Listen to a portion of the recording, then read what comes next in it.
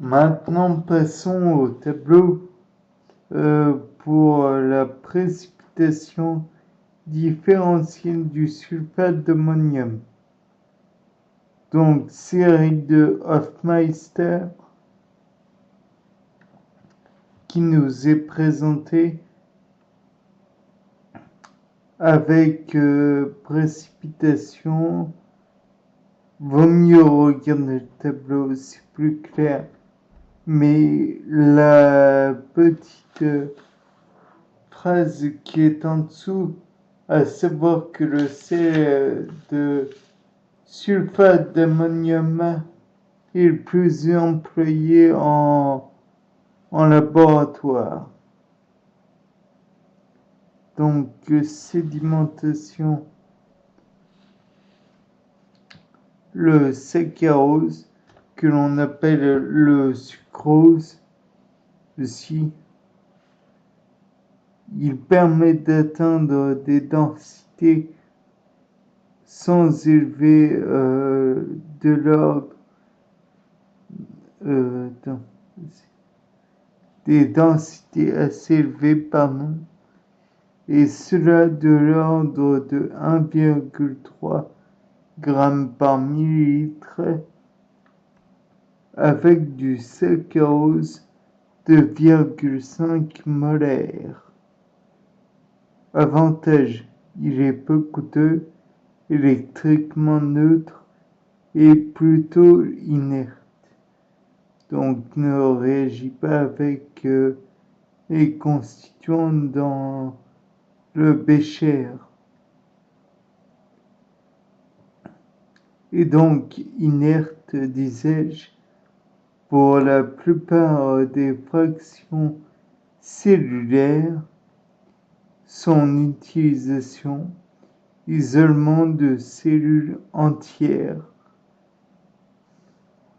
Ensuite, nous avons le chlorure de césium, dont l'avantage est le fait qu'il a une densité très élevée. Utilisation préparation. J'ai oublié de dire un point assez important. La densité est de l'ordre de 1,9 g par millilitre, soit 7,5 mol par litre.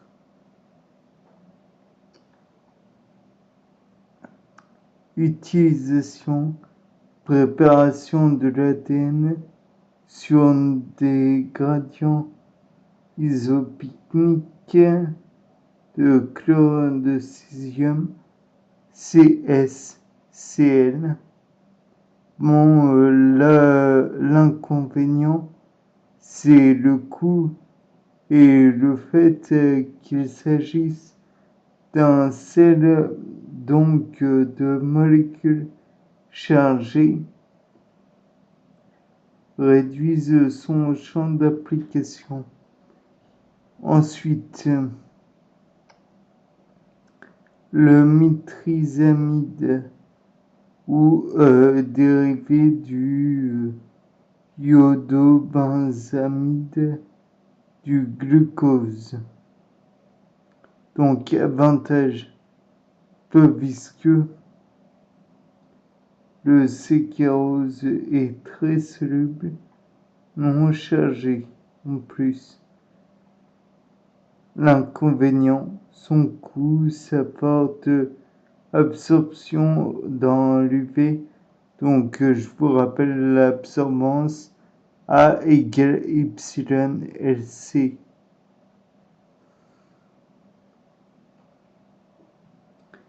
Son instabilité avec un pH à 8, sachant que l'eau pure elle est à 7, bien qu'il y ait du dioxyde de carbone qui va se diluer dedans, donc elle va tendre petit à petit vers les 5,5.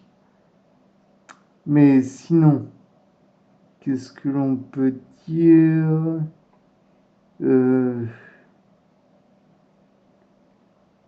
La lumière, les températures inférieures à 55 degrés Celsius.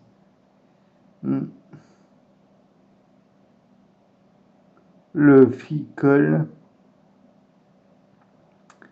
pharmacia, donc polymère de glucose, l'épichlorohydrine, comme le Sfadex, Cefadex, SEPHADEX.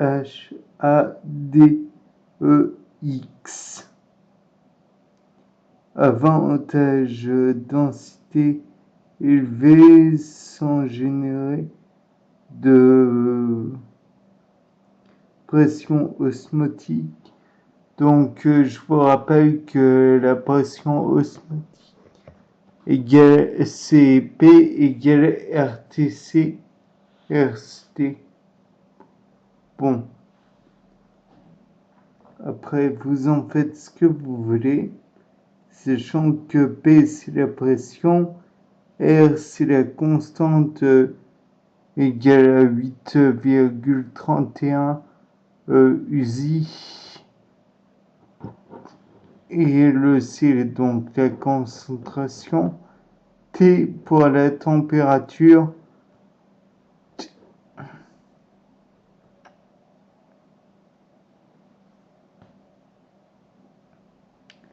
Inconvénient.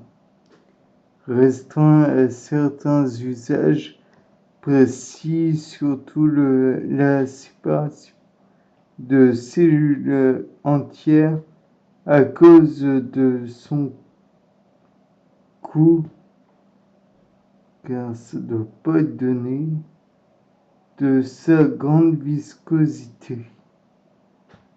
Et oui.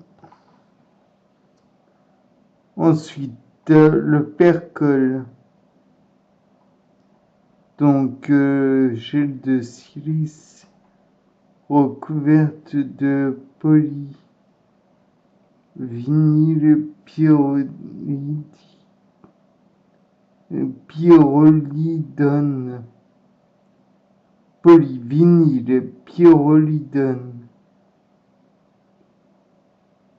Exemple de la séparation isopycnique d'organelles de cellules cellulaires ou de virus.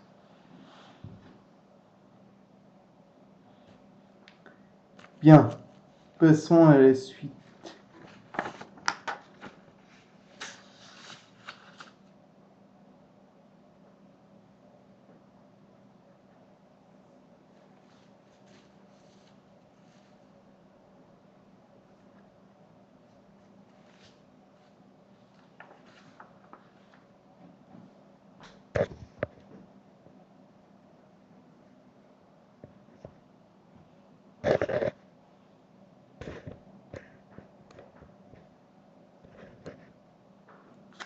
Donc, comme je le disais, études théoriques, vitesse de sédimentation.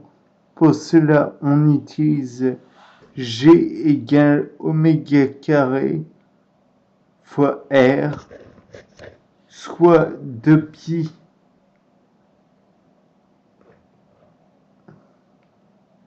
n sur R sur 60, 2π n sur 60, le tout élevé au carré, et fois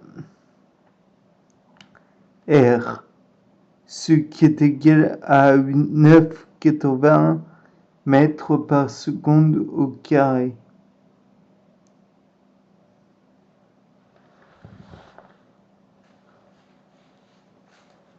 Par mètre seconde moins 2. Par la suite, nous voyons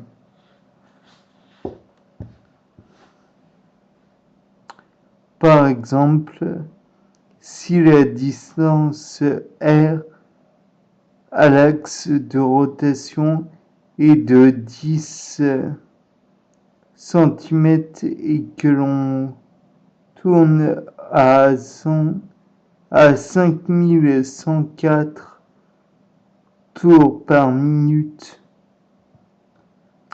l'accélération est d'environ 2,7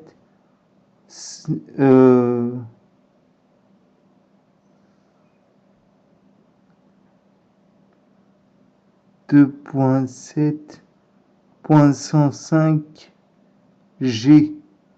Donc, je vous rappelle que le g, c'est l'accélération de la pesanteur qui est d'environ 9,80. Ensuite, donc,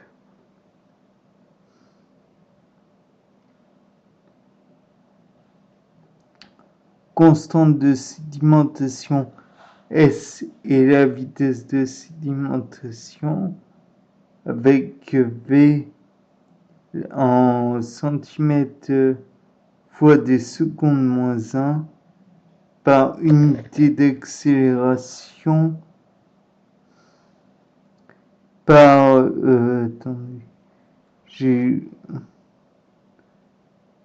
par unité d'accélération. Donc on a S égale delta R sur dt, le tout divisé par oméga carré fois R, ce qui fait que S est exprimé en secondes, dr sur dt, vitesse de déplacement. Comme cette constante est faible, on utilise comme unité le Svedberg, ce qui correspond à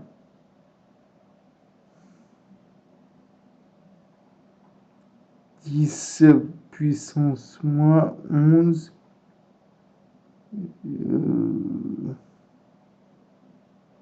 G. Donc 10 puissance moins 11 G. Ensuite, en fonction de la taille de la molécule, S égale M fois facteur de 1 moins RVE. Le 1 moins RVE est entre parenthèses.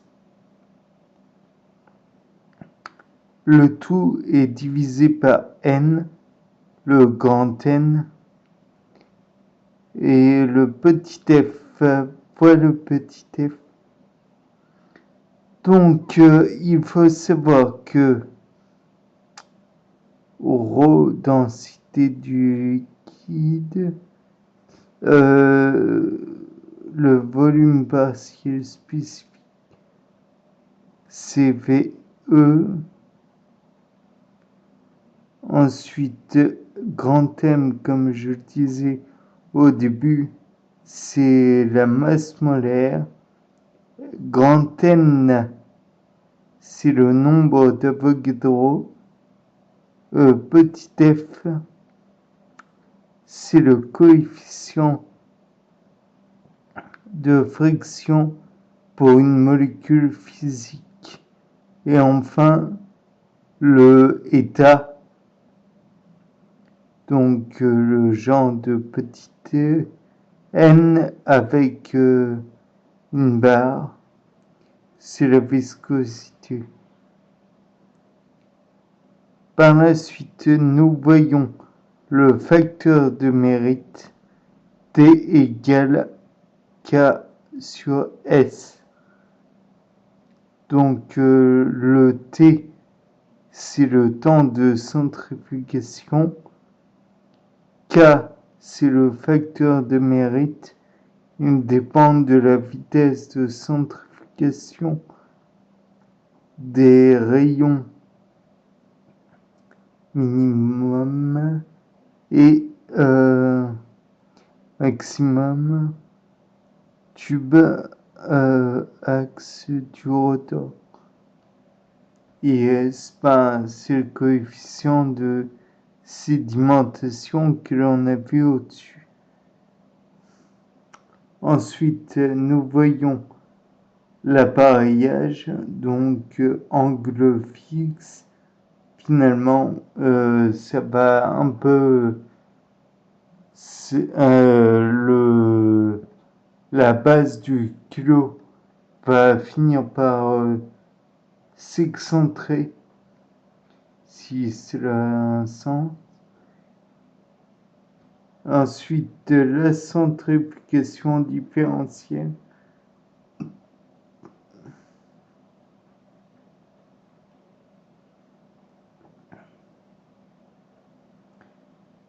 Donc,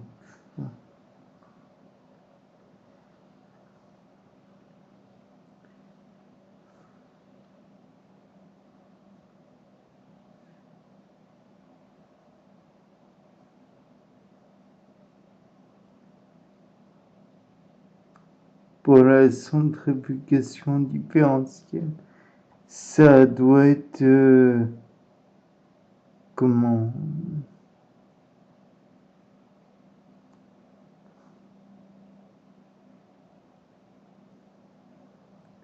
une façon d'agglutiner tout dans le kilo toujours grâce à la vitesse de rotation, et ce, j'imagine, sur des bras de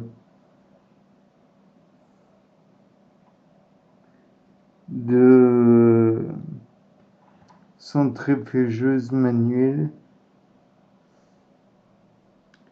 Par la suite, nous voyons que dans les clos, il y a les cellules qui se sont amassées.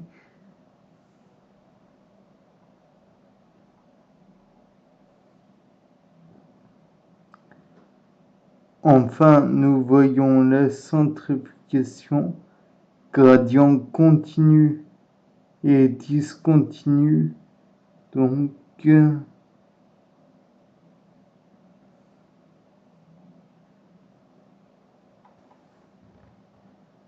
la centrifugation isopycnique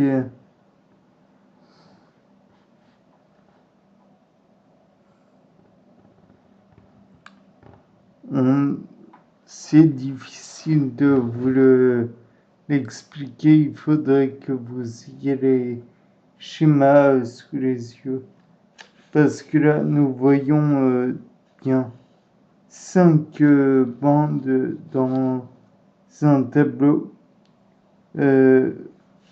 constitué de 2 colonnes, sachant que l'une des colonnes c'est isopycnique avec gradient continu, et l'autre colonne c'est isopycnique avec gradient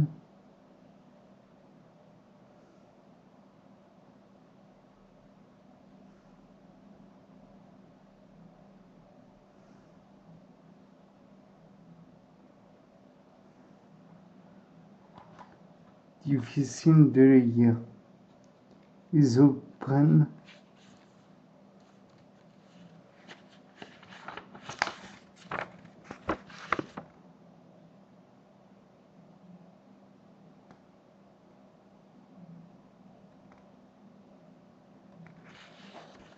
Oui.